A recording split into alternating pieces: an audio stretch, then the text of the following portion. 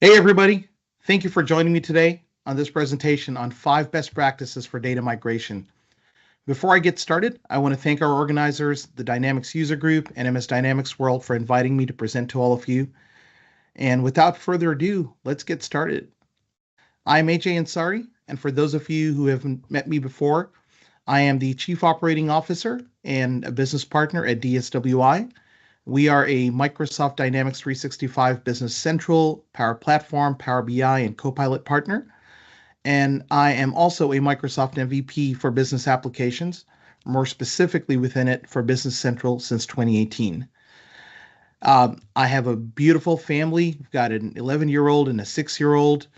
This is us a couple of Halloweens ago when we were the Incredibles. And for those of you who know me, you know that I'm also very passionate about Formula One. As a matter of fact, right in my background, you're going to see a big old Formula One poster. My office is full of Formula One memorabilia. I've even got a flag that was flown at a checkered flag that was flown at the Austrian Grand Prix the year Max Verstappen won his first world championship with my name on it. So, huge F1 fan. If anybody loves F1, wants to talk to me, reach out to me. That QR code you're seeing up there, right next to my video, that's going to take you to my LinkedIn page. And of course, you can also reach out to me by email that's shown below. And I am also starting up a podcast called Only BC Fans. Shortly after that podcast starts later this month or next month, we're also going to be debuting a blog called Only Copilot Fans. So I'm excited about these projects that are coming, and I hope you're going to enjoy them as much as I am going to enjoy putting them together. Let's get started with the content. Let's talk about why we're here, and I want to give you some background. Look, I've been doing ERP implementation since 2007. That's when I got my start in the channel.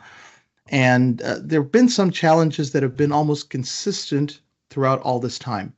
While I no longer implement actively, I'm still involved in an organization that implements actively, and we take on new projects, big and small, all the time. And one of the things that we find is there is always a gap in the expectation of what entails data migration. When we get into a discovery call, the owner of the organization or the director or the key decision makers often take a very pragmatic stance in that they want to bring in as little data as possible, typically, or they think even if they do need to bring in a lot of data, that your team is probably going to be savvy enough to bring it. They think that your team's probably going to be real good at extracting that data and bringing in, because after all, how hard can a data migration tool be? And the reality is the tools themselves are not that hard, and I think that's not as much where the challenge lies. It's often in the mindset. And then when we get on to the implementation of things, we realize that the folks who are in the trenches will often have a very different expectation of what should be brought in. Oftentimes, there's a real concern that if not enough data is brought in, they're not going to be able to do their day-to-day job. And this is whether you're part of the accounting team or whether they're part of the operations team, selling, purchasing, inventory management, manufacturing, whatever it may be. It's almost as if when you're moving from your old house to your new house, we're always so concerned about making sure nothing is left behind. But that house analogy actually holds true, is actually a valid one in this regard, in that oftentimes when you buy a new house, you're not trying to bring everything in. You're trying to bring the good stuff. You want to bring in the memories, you want to bring in the good furniture, but oftentimes that old couch, that old reclining chair, maybe even the old bedroom set, that's going to get left behind.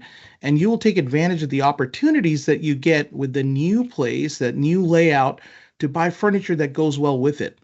And almost similarly with an ERP migration, when you're moving from one system to another, you want to evaluate what is it that you do want to bring in and what needs to be left behind. After all, we don't want to be hoarders, right? Not in the real world and certainly not in the digital in our business world. So that's what our conversation is going to be about. That's why I chose this topic today, because I think all businesses, big and small, when it comes to migrating from one ERP system to another, are faced with this challenge. So before we get into too much depth on the best practices, I want to set a little bit of a foundation. So we have some common terminology, right? Some common terminology, some common taxonomy. And one of the words or the abbreviations of the many abbreviations that we get in our world especially when it comes to data migration. One of them is ETL. And for anybody who knows ETL, fantastic. You may be on my side of the boat, or maybe you've been through more than one ERP migration. But for those of you who don't know what it is, the E stands for extract. So when you're, and when by the time I'm done with this slide, this is just going to seem so logical. It's, of course, that's what it would stand for. So E is the extraction portion where you're taking data out of the old system, whatever that old system may be, whether it's Microsoft Excel or QuickBooks or Dynamics GP or some other system that you're moving off of, a green screen system that maybe your business is on. And we want to be able to take that data, often in a very raw format and not in a very structured format, because that system doesn't necessarily map one-to-one in all facets to the new system you're going to move to. And because my world is more Dynamics 365 Business Central, you may find me making references about Business Central, but understand that these best practices have wide applicability across the board. So that is the first one, right? E is for extract. Well, T, as you can imagine, would be transform, because the data that you've extracted that is, as we've said, in a raw format, needs to be massaged. It needs to be tweaked so it's agreeable and ready to then be brought into a new system. And what are some of the things we want to massage? It could be bad data, right? It could be things that just are not useful, applicable. That is the most common thing. But oftentimes hidden in kind of the devil is in the details, as people say, that those details can be that there are some constraints that your Dynamics 365 system, Business Central or otherwise, has, like field lengths. And so you want to make sure that you are not bringing in too many characters into a field that can't be imported in. So if there's a field limit of 80 characters and the system's exporting 120 characters, you'll want to truncate that. Otherwise, that data will fail to import. Or you may also find that some of the tables will have certain requirements for or mandatory fields, right? Required fields, requisite fields. And especially important if those form the uniqueness of the record. So the primary key, as Business Central calls it, the cardinality. So do you have the right data to identify a unique record? And those are but just two examples. There are so many more, and I don't want to get drawn away on that. But we need to transform, we need to massage and prepare this data so that it's ready for being brought in. And then the final step, it's kind of like that 3 steps of putting an elephant in the refrigerator. You open the door, you put the elephant, and you close the door. So logically, that third closing the door step in this regard is going to be load that data, right? So you're going to load it into Business Central or your Dynamics 365 system. And so that's what it is: extract, transform, and load. And in any system, in any situation where you're migrating or bringing data from one system to another, you E, T, and L. So there you go. So first thing that we've learned kind of sets the ground rules, right? Sets a common foundation for all of us to build upon. And then where the failures often occur, and I think I talked about a couple of them on the transform slide, may even have given away a thing or two that's on this slide here. The first one is when you have an incomplete export. And just going back, what I mean by an incomplete export is you may have either brought in some of the fields that you need from each record, leaving behind some very important information. So that could be, a problem. Or it could also be that not all of the records are there. Perhaps you only selected things in a certain date range, and you find that you've missed a few things. Maybe some of the filters that you set caused a problem when what it exported. Or on occasion, I've also come across systems where the system has a limit on how many records it can export at a time.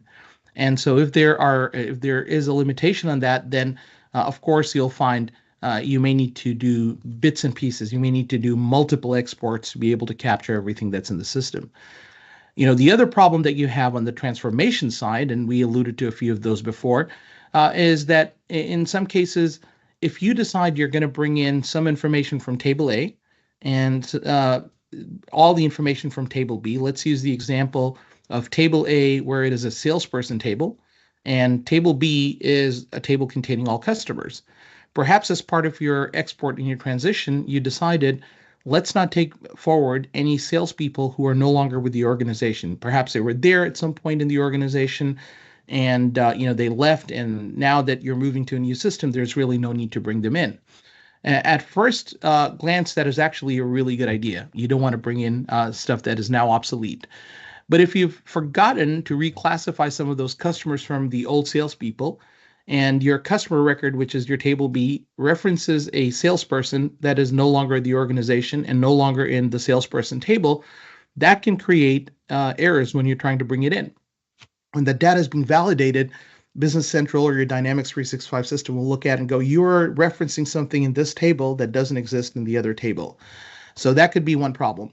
Or just you're bringing stuff in the incorrect order, right? So you're bringing something in before the underlying data that's needed is missing. And there's some workarounds for that and so on, but that's one thought. Another, I talked about field length, so let's not go into too much detail about that. And certainly the third one could be that you have brought in something that just there is not a field or a place for it to go into in Dynamics 365. So if your other system had a lot of custom fields or just even natively had a lot of fields and some of those fields do not exist, well, then you're going to have to figure out what you're doing. Does that data belong in your Dynamics 365 system? In which case you create custom fields, or is that data not required? In which case you probably obviously want to remove them, or does that go into some other table, some other relationally linked table? And those types of conversations are going to be had. And that is going to be important as well. The other part is when you're trying to bring in way too much data. So I told you earlier, when you're trying to extract data, sometimes you run into limitations with how many records can be extracted at a time. And this is not true of every system, but it's certainly true of some that we've worked with in the past. The other problem that comes in is when you're trying to bring in way too much data in one go into your system. Different Dynamics 365 systems may have different kinds of constraints, but speaking specifically, that's a little bit of a tongue twister, speaking specifically about Business Central, we find that if you were bringing in, let's say, 1 million records from a particular table, if you were to bring in those million tables broken down into 2 to 4 to 5 files, you might be able to have that load happen a lot quicker than trying to bring in all of those at once. So essentially, the lesson here, or kind of the suggestion here, is that be aware of the fact that if one record takes, a fraction of a second, then 1 million records is not necessarily that fraction of a second times million. Oftentimes, it kind of grows up as the number of records grow. The amount of time can also start growing exponentially higher. So it makes sense to plan ahead and break those imports into smaller chunks and so on. The other part too is that if you have something that is reliant on data from another table, then you may want to make sure that the underlying information is brought in first. So in the case of that first bullet point that I have, you might want to bring in things in a particular logical order where you're bringing in your chart of accounts first, because a lot of things tie back to that. Then you might want to bring in your salesperson codes, your per payment terms, and then finally get to those master tables like customers and vendors, et cetera, that use so many of these other, data from so many of these other tables. And then, of course, validation of data. So when you are bringing in all of these, Business Central and most other Dynamics 365 business systems will have some form of validation to make sure that the data you're bringing in is actually proper and it doesn't hurt the integrity of the database. And it could be something as simple as checking, does it fit into the number of spaces we have or the characters allowed? Is it the right data type? Are you trying to bring in a date value into a Boolean field where the accepted values are yes, no? Are you trying to bring, kind of raw text into a date field? Are you trying to bring in, a number that's a decimal value into an integer field and so on? So those types of validations happen. And then and those are probably things that you absolutely want to pay attention to. And then there could be situations where I talked about getting data in the right order. You may actually at some point find that you have brought in things in the wrong order. And instead of stopping that import, you may just want to forego validation of some of these missing linked information. So if you're bringing in customers without bringing in the salespeople table, then you might want to disable the validation on the salesperson code in the customer record. Knowing full well that you may accidentally slip in some bad records, But for the most part, you expect that it's been cleaned up and you've done your proper cleanup, then you shouldn't have any errors. But you may want to decide. And also, what you'll find is if you're running validation, even if every field takes a fraction of a second to validate, by the time you multiply the number of fields that are being validated in each record times the number of records being imported, that can add up to a materially large number. I'm not talking about something that's going to take days, hopefully not, but certainly something that can add minutes, maybe even hours. So we have to work smarter there. A little bit of planning is needed. I think when you're working with your partner, you look a little bit closely at those things. So it's not so much the migration tools themselves are faulty or lacking. It is still, I think, a best practice to have planning in place and to kind of structure how you're going to go about this process. And the other thing that we find when we're bringing in data from in a different system is, especially if you're bringing things related to the journal entry to journals, you may find that the old system exports things in a way that doesn't fully balance. So in Business Central, for example, when you're bringing in journal entries, they don't just have to be, all the entries offset each other to a zero. They have to offset each other to a zero where the document number and the posting date and a few other parameters are all the same. And so those are all the lines that have to kind of balance out to a zero. So are these entries balanced? Because if they're not, you won't be able to post it. And you want to make sure that you're not, kind of doing, kind of starting off on the wrong foot with there. So just kind of start off, make sure how your system's exporting, check out some journal entries, see how they are, make sure they all, kind of are able to balance out in the Business Central or your Dynamics 365 ERP context, and then proceed to bring more of those in. So that is where failures tend to occur most of the time. And with that knowledge, let's go into the 5 best practices. It's kind of like the Daily Show with Jay Leno and everybody else. I think they had the top 10 countdown, or is that Letterman? Maybe I'm confusing my late night comics. But all the same, we're going to kind of do a countdown of 5 best practices. So the first one is only migrate what you need the most. Don't be a hoarder, right? Bring in the things that you're going to absolutely need. You do not need as much history as you think you do. No matter what unless you're a minimalist, chances are you are actually overthinking what you want to bring in. So when you need to refer to data from the old system, if you are actually concerned about it, or you're afraid of losing it, what we normally recommend to our customers, this especially works well if you're coming off of another on-premises system, that take all your data and take a copy of your old system and put it into a virtual machine and turn off that virtual machine and only turn it on when you need to reference that data. So anything beyond the most essential information, don't bring it in. And I'll tell you what the most essential information or how we classify as the most essential information. But once that line's been set, I'm not asking you to delete everything. It certainly has its value, and in exceptional situations, it may come into play. But for the most part, put it into a virtual machine, turn off that virtual machine, turn it on when you need to. And what I will tell you is, in my experience, and I've been doing this since, close to about 20 years now, track how many times you're actually going to be turning on that virtual machine, and chances are it's not going to be very much. You'd be surprised how infrequently you actually end up referring to that old system. Oftentimes, I think we overthink what a customer is going to ask us about a prior purchase, or what a vendor is going to ask about something, or how much detail we're going to need to look at a certain transaction from 5, 7, 10 years ago. It's going to be infrequent. And if it does come up, you go through some massive audit and you need all of that, just you have the security of knowing that you're going to be able to pull it up from that system.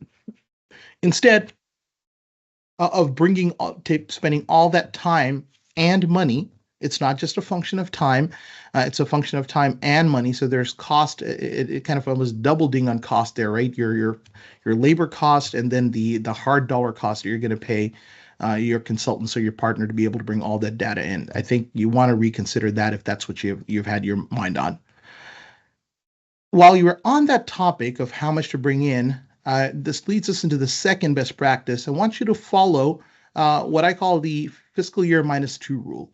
And I put a little asterisk there because in some cases it might be 3, it might be a little bit more. But what I want you to think about is, how does your business at a financial level, how does your business look at historical reports? So if you are presenting to your board or to your leadership or to your team and you have comparative financials, what does that look like today? Do you look back 1 year? Do you look back 2 years? Do you look back 3 years?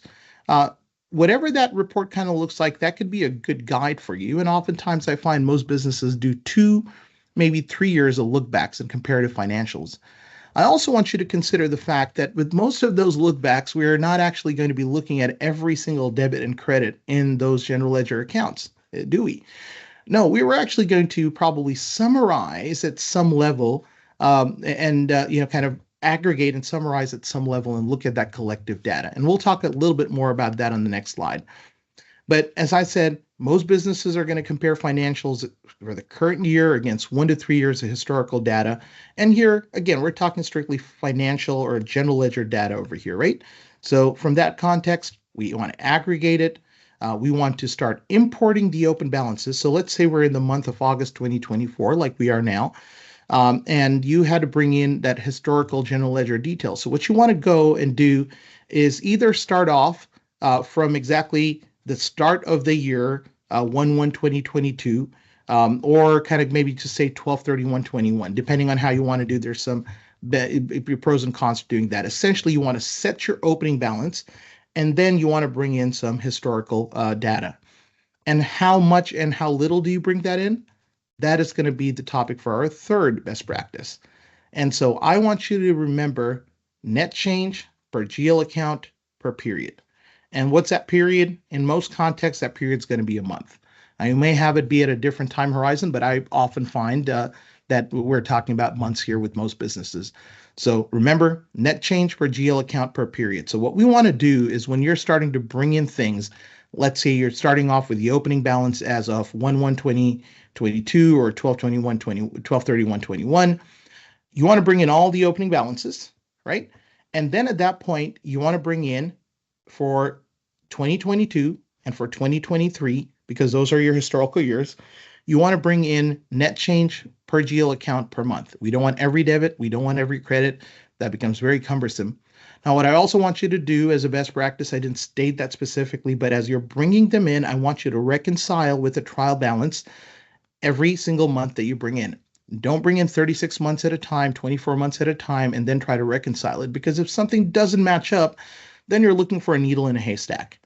So best that you actually start bringing in small amounts, month at a time, reconcile, trial balance in both systems, make sure everything lines up. Then you move on to the next month, and you move on to the next month, right? For your period, if you're doing it at a year, I think you're bringing in too little data. Oftentimes you do want to see trends happening over months. Quarter may be a reasonable amount, but if you're getting to week or date, I find that to be unnecessary. That's really not any kind of summarization or aggregation. At that point, it's just proper detail. That is just it can be a taxing, I don't mean like tax to the IRS, but taxing an effort as an experience, as a, kind of a lot of work for very little added value. That is certainly my thought and my suggestion to you from all the experience that I have from implementations. So this is, of course, once again, for all the periods that are outside of the current fiscal year. I understand that if you're in the month of August of 2024 and your fiscal year starts 1/1 January 1st of the year, you may, for various reasons, need all the debits and the credits for every single GL account. And so by all means, for the current fiscal year, you want to do that. And if not for the full fiscal year, certainly for the month in which you're going through the transition or the cutoff. So, if you decide you want to be, frugal and you just want to summarize everything from the month of January through June or even through the end of July, that's fine. And then for August, bring in the detail, because there's going to be a lot of things that you may need them. So here's something that I didn't put in a slide that maybe would help you decide where you should absolutely get detail in. If they're pending transactions, and one example could be if there's outstanding payables, outstanding receivables that maybe go back to June or July, you certainly want to bring in that level of detail, because when a vendor or a customer when that balance settles, when you pay your payables and you collect your receivables, you want to have that detail to be able to apply to and settle that outstanding balance. That would make your life immensely easier. So that's one reason why you need to have some level of detail. So yeah, with that, let's lead into practice number 4, or best practice number 4. The order in which we bring in was important, but also the type of data we bring in is important. So I suggest to you, I posit to you, I recommend to you that the general ledger data should come in, but the subledger data can stay behind. And so what I mean by that is, if you look from the context of most systems, certainly the Dynamics 365 systems, when you post something, if you're posting a sales transaction, there's going to be some general ledger entries. There's going to be your debits and your credits to your AR and your revenue account and so on and so forth. There's that aspect of it. But then there's also going to be some kind of subledgers in some systems. In Business Central, as an example, we have something called a customer ledger entry, where it basically tracks that transaction for whether or not it's been settled or paid for. So at that subledger level, it's going to track the invoice information summarized, and it's going to show us the date that the transaction was posted to the general ledger, what the original amount was, what the remaining amount is, has it been paid, and if it's been paid, what are the payment entries that apply to it, or what are credit memo entries that offset some of the kind of open balance. And all of those things are in a sub-ledger or a subsidiary ledger that is separate from the GL. That kind of detail, I posit to you, is unnecessary to be brought behind. Now, before you go, but what about my AP and AR? We haven't forgotten that. We're going to come to that. That's a slightly different aspect of data migration that we'll talk about as we progress through our conversation. But GL data needs to come in. Your subledger data stays behind, because one of the biggest challenges is no two accounting systems, subledger concepts, will match one for one, or oftentimes even reasonably match. Even within the Business Central world, for example, we have a customer ledger and a detailed customer ledger table. Some systems may just combine all of that into one place. Some systems may have a different schema and different ways they manage a subledger, or just not keep a subledger altogether. So they may have different ways. At the end of the day, the most common thing that every business system must have, and of course to be compliant with generally accepted accounting practices, you all have to have general ledger accounts, and those general ledger accounts will have debits and credits, and those are things that are just common, and that's what builds out your general ledger. So that is going to have a common translation between systems, but when you get to subledgers, there is no guarantee, and frankly, it could be a wasted effort and kill too much of your time. The other challenge is, if you're trying to bring in, let's say you've sold something to a customer, and you have sold that to a customer, and if you're selling inventoried items, I want you to think about all the impacts that are happening. Certainly, you're adjusting things at the general ledger level, which is going to be your accounts receivable account is going to be impacted. Your revenue account is going to be impacted. But if you sold inventoried items, then your inventory general ledger account balance is going to be impacted, and your cost of goods sold is going to be impacted, and so on. In addition, you'll have your subledgers, like I talked about, which are going to post and show that this customer had this purchase that is due on this date, and so on and so forth, and how much is the balance. And then you're also going to have another layer, which could be your inventory getting impacted. So if you have first in, first out, then it's going to create another layer of transactions that's going to show that this much inventory was depleted at this cost, and so on. So once you start considering the different layers of this onion, if you're going to be bringing all of that information, and you're almost going to have to recreate entry by entry. So either you're going to recreate entry by entry, and that's how the system's going to come up with the final GL balances, or you're going to have to just bring in the GL balances, because if you try to bring the subledger entries without impacting the GL, that's just certainly not possible in Dynamics 365 systems. We can't just backfill the subledgers. The subledgers are very intricately tied to and related to the general ledger. They cannot be out of balance with the GL. So you'll never have a situation, certainly not in Dynamics 365 Business Central, where your subledgers are out of balance with the GL. Now, there is an exception with fixed assets, and I'll talk about that a little bit later, because that is one area where you may need to manually set or You may have different books. So without giving too much away, let's come back to fixed assets in a little bit. But continuing on this fourth best practice, uh, you don't absolutely need that sales, that purchase, that inventory historical data. I asked that as a question here. I actually posit to you again that you will not need that. It just makes no sense. But if you absolutely must, because you're in a certain type of industry that requires that kind of information regularly, and you must have quick access to it, then instead of trying to bring them into standard BC tables, which will not be a good idea or even a workable idea, I suggest you do this other approach, which is again a common practice in the ETL world, which is creating custom tables or holding tables that will hold historical data. And you almost want to bring it in the same structure as Business Central would hold it, which would be typically you would have header information, and then for each header record, there'll be multiple lines that go into a line table. If your old system doesn't hold it that way for some reason, then just bring it in a way that matches the old system. Ultimately, this will not impact the general ledger. It is a standalone set of tables that will reside in Business Central. And the good news is in Business Central, you certainly have the ability to have hundreds or even thousands of custom tables if you need to. And most Dynamics 365 systems will give you some level of flexibility. You may need to pay for some extra tables, or in some cases, they're all going to be available to you at no charge. But that is one way you can bring all of that information. And then what you would do in this case of Business Central is you would have one table for sales history, one table for purchase history. Within that table for sales history, you may have another table that links all the lines for each record in the header, as I was stating before, etc.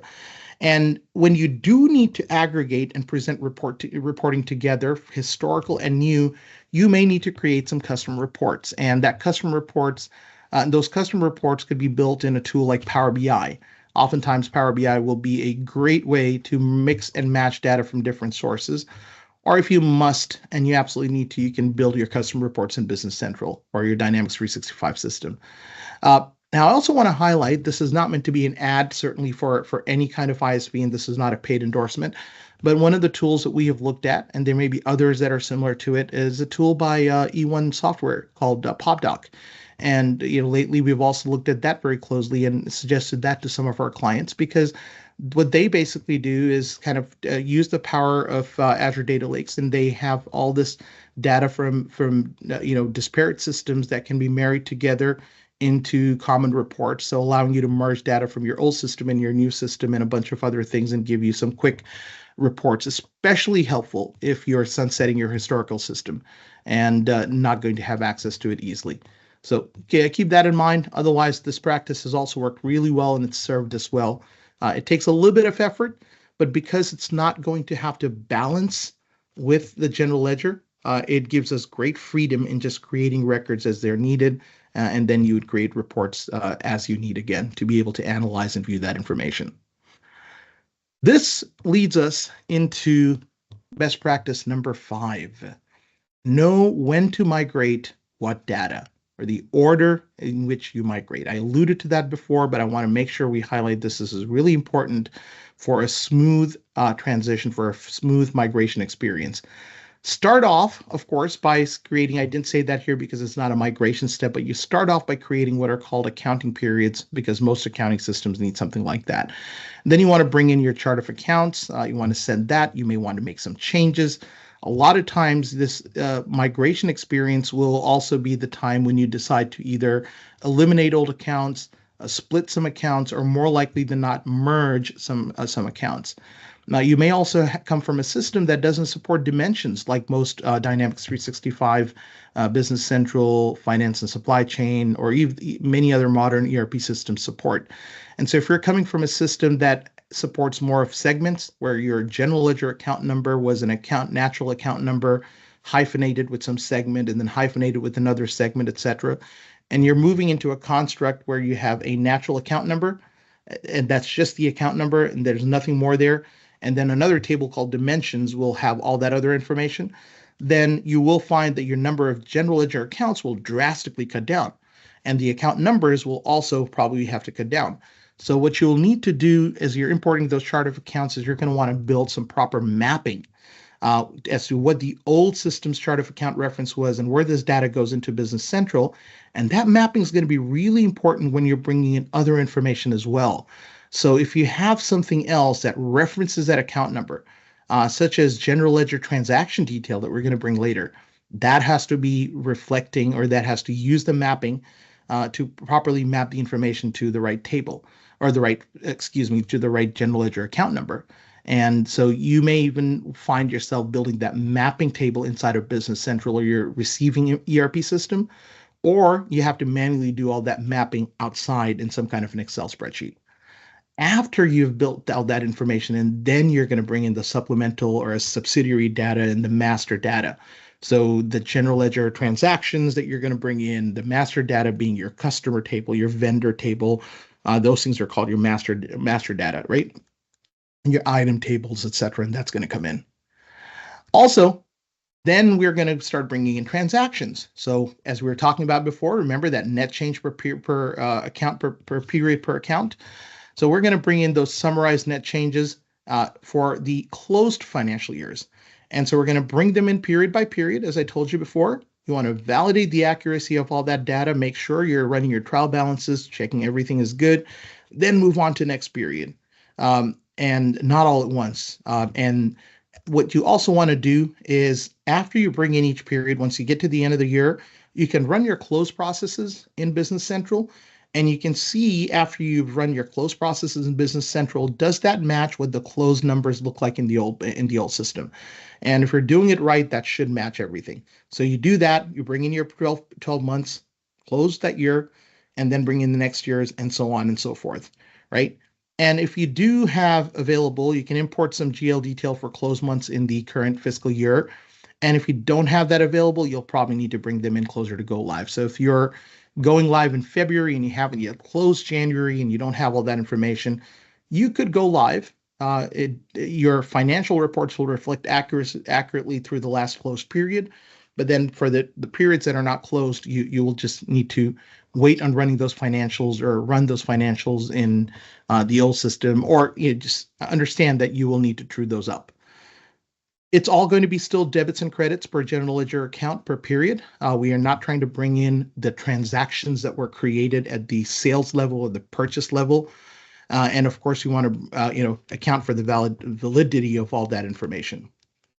And when it comes to go live time, that's when you want to bring in your open AP, you want to bring your open AR, your inventory valuation, your quantity by warehouse and bin if you have inventory in warehouses.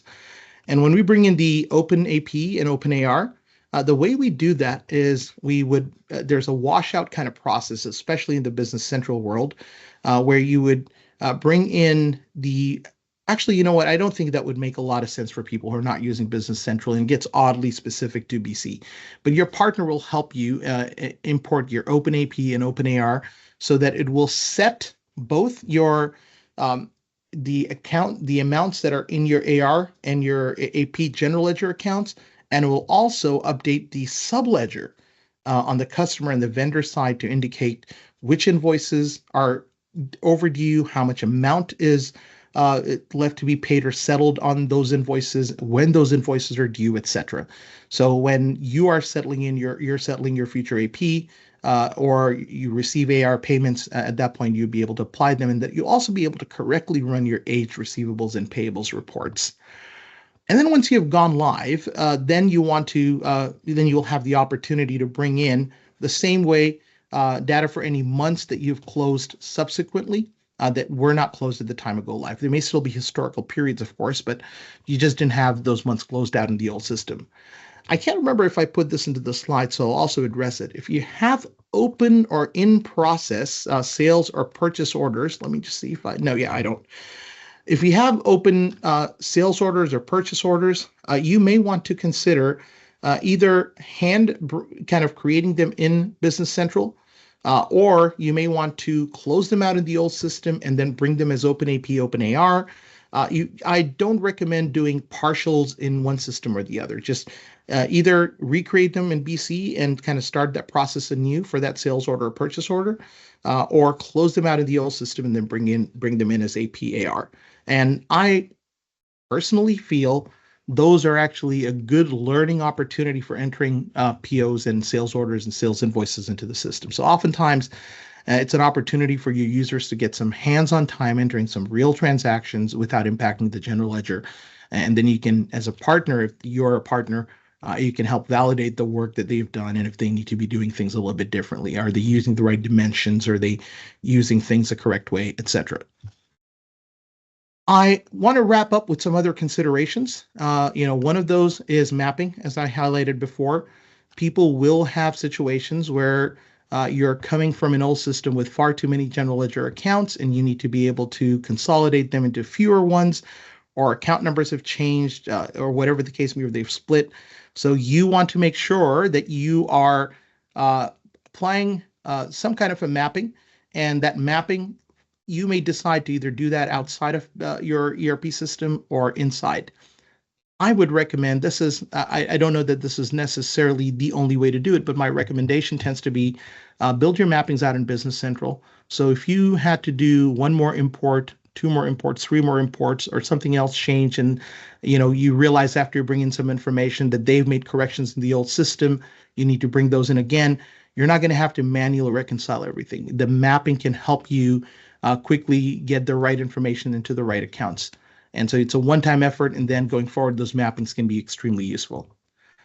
I also talked about segments and dimensions in reference to mappings, but especially if you're coming from a system like GP or some of the older systems like QuickBooks Online, not even older systems, some simpler systems like QuickBooks Online or QuickBooks on premises, you might find that the way they build your chart of accounts can be a little bit different than how Business Central and F&O or FNSC do. We have a system of dimensions where if I have something that's broken down by departments and maybe by business unit or by geography or something else, product groups, each of those are separately stored. Those are stored as dimensions, and the different values within them are called dimension values, and they do not directly show on a chart of accounts. So our chart of accounts is just a neat, clean account number with what type of account it is. In other systems like GP and QuickBooks and all, you may have to create an account number hyphen, department hyphen product group. And every time you have another breakdown, then you add another hyphen and recreate a whole set of accounts. So you may find yourself actually shrinking from a significantly large number of accounts to a more manageable, palatable number of accounts. But in doing so, again, it kind of leads you back into those mapping considerations. Field insights. I think what are fields for? I think if you are a Microsoft partner and you are helping your customer bring in data, what I would do is when you're giving them a template, it would help if you could tell the customer, the person filling out these templates, what values go into those fields, not just what the caption or the label for that field is. Certainly you're going to give them that much information, but does this hold a date? Well, sure, I think that's easily identifiable, dates and Boolean fields, but does this have a character limit? Does this only address whole numbers or accept only whole numbers or Boolean numbers, et cetera, right? So give them some helpful tips on what can or cannot be done with those fields. I think that's going to be very important and will help them get more success on the first try. Relationships between data. So helping people understand the folks who are working with the schema looks like. I certainly don't expect you to be able to draw out a full schema, but there are some third-party tools that let you do that. More importantly, just understanding how data relates to other tables, fields, and so on would be helpful. The customer and the customer table, the general ledger and the customer ledger entry table relationship that I talked about before, that could be an important thing to understand. Or where Business Central pulls information on sales, or even how when you look on a customer ledger entry and you see a dollar amount for what the invoice is, understanding that that amount is not actually stored as a value, but that it's calculated at every time so that number will never be incorrect, right? Because it's always being aggregated as the sum of all the lines for that particular invoice header number. And so understanding what those relationships look like, I think, are going to be important, and it'll help that data migration process go a lot smoother. Now, it depends on the level of sophistication of the customers. If you're the partner doing all this work and the customer is simply providing you the extracted and transformed information, then you certainly don't need to go through that level of effort with them. OpenAP and OpenAR, when you're bringing this in, the most important fields that you want to capture, the must-have fields, of course, are going to be the date or the posting date, the due date, and or the terms. I recommend not just putting in the due date. Make it part of your exercise to make sure you have the proper payment terms brought in. So when you reference appropriate payment terms, the due date should be calculated or extrapolated automatically. And of course, who the customer or the vendor is, what that amount is. Certainly, if it's in a different currency than the base currency in the system, and the other currency type of detail might be important. The invoice number, which is your invoice number, and the reference number, which could be the customer's or the vendor's invoice number, the customer's PO number, etc. That type of detail. If you have these 5 pieces of information coming in from the old system, that would give Business Central or most Dynamics 365 and other ERP systems enough information to be able to age and give you proper aging detail, and also give you all the information you'll need when you're paid your vendor in the future or when you're getting your payments from your customer. Moving from there, fixed assets. All right, so I didn't make a whole slide on it, but I will talk just a little bit about it. Unlike every other module in most Dynamics 365 modules or applications, fixed assets is a bit of an exception, a bit of an anomaly, because people can have more than one book when it comes to fixed assets, right? More than one depreciation book. So you could have your book and tax method, and you could have, so you're depreciating them very differently. And as a consequence, what most systems will let you do is you can have one book that is fully integrated to or fully in sync with the general ledger, and the other one that you're able to book without impacting the general ledger. In the Business Central world, at least, that gives us a phenomenal opportunity to be able to bring things in, some detail in without necessarily impacting the general ledger. But talk to your partner about how Business Central fixed asset module works in great detail.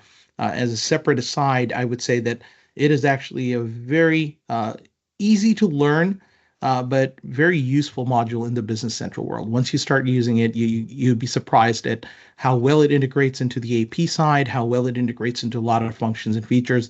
And then there's also some very neat apps to further enhance the fixed asset functionality of Business Central and AppSource. And then finally, importing transactions as viewable records versus summarized. So remember when I was talking about if you must bring in the detail, you probably want to bring them into these custom tables and bring in that type of information. So even when you do that, stop and think. Just because you're building custom tables doesn't mean you have to bring in the full level of detail. Maybe you want to bring some level of history on those transactions, but do you need all that detail, or will it be sufficient if you're just bringing in some summarized information for each sales, for each purchase transaction, or so on? Or even if you're, and even then, is it for every single transaction, or do you want to aggregate some of those over a month, a week, or so on and so forth? At the end of the day, the goal I want you to think of is to minimize the effort that it's going to take, so that you're not putting in so much effort for those exceptions and not the norms, right? Focus on the norms, not the exceptions. Don't spend all your time and money, because it may seem really important, but then if you realize 5 years down the road, boy, we never needed that, or girl, we never needed that. What a wasted exercise that was, right? Never mind the fact that you wasted your time, but you also wasted valuable money that could have gone to other endeavors in your organization. So don't be a digital hoarder. Don't bring in more information that you need. Don't waste or burn or throw your money. Be deliberate about this effort, and can actually happen at a reasonable price and a reasonable number of hours. Lastly, I would also say be deliberate about the number of iterations. So if you are doing your transformation correctly, you're not going to have to bring in data again and again to correct mistakes. You don't need to bring in OpenAP, OpenAR earlier. You don't need to keep bringing in GL data all the time. I would say, go through the close periods at the beginning, bring that in, and then maybe 6 months or 5 months If it's a longer enough project, then at some point in the future, you're bringing in a certain number of months again, et cetera, and so on. So make sure that you're trying to do this in the fewest number of iterations possible. I thought, as a wrap up, it'd be pretty interesting to see what generative AI tools like ChatGPT think, because certainly nowadays we talk about these AI tools, and at least I, and a lot of people I know, tend to kind of incorporate them into our daily use. So I thought, what does AI think about all my suggestions? What would AI recommend for business for best practices for data migration? And surprisingly, it wasn't too far away from what I got here, right? So understand your current data, plan the migration, lean and transform, test your migration, monitor, validate, communicate with stakeholders. So most of these are good ideas. And the reason these are ideas that it's surfacing is because if you think about it, at the end of the day, AI tools like this tend to work by looking at or learning from large swaths of data. And so it means enough people agree with the things that we're talking about today to where they're considered, logically considered best practices. And so I don't think anything we've said today is out of the norm. And certainly most of these things, a few I haven't talked about, are still all very common sense ideas. So with all of that, I want to say thank you. Thank you for attending my presentation. Thank you for your time. I hope you learned something valuable, whether you are an end user planning to do a migration, whether you're in the process of migrating or planning to migrate, or even if you're a Microsoft partner. Perhaps you're newer to this world and you learned a thing or five about it. I'd love to hear your feedback. You are most, I think, likely to hear back and get engagement from me on LinkedIn, which is where that QR code to and bit.ly /AJ Ansari will point to, because emails tend to be one of those things where if I get it and I respond right away, great. If I'm more focused on client emails and business emails, sometimes I will earmark them for later response, and I find I've gone a week or so without responding. But LinkedIn, when I go on there, I set aside a little bit of time for engagement. I love to read comments from my fans, from folks in the community, and engage with them, and can make for some good back and forth banter. So whether you want to talk about data migration, whether you want to talk about Copilot, Business Central, if there's anything I can help you with, let me know. Or you just want to banter about Formula One, that's wonderful too. We can do that. So find me online. Look forward to hearing from you. Once again, I want to thank the Dynamics user group. I want to thank MS Dynamics World. And as the organizers have suggested, I invite you to continue to connect on dynamicsusergroup.com. A fantastic forum over there as well. Years and years of wealth of information from people asking questions, and certainly you can ask your questions there as well. And Dynamics User Group is also responsible for two very awesome events. One that happens live. Earlier this year, we had one in Denver, the DynamicsCon Live Conference. What a phenomenal experience that was. And the upcoming DynamicsCon Virtual Conference, which, by the way, call for speakers, I think, has yielded a short list of sessions, which you, the community, get to vote on. So don't miss that opportunity. I think voting starts in the month of September. And then MS Dynamics World, fantastic resource for all things related to Dynamics. Now, I haven't been asked to plug. They're not reading off a script. I'm frankly telling you out of my personal experience about both of these organizations. MS Dynamics World has some amazing podcasts and some great content about the Microsoft world. So definitely suggest you sign up there. It's a free sign-up membership there, and you could read some great articles. So once again, excited that you could be here today. Grateful that I had the opportunity. Have a wonderful day, and enjoy the rest of your week. Bye for now.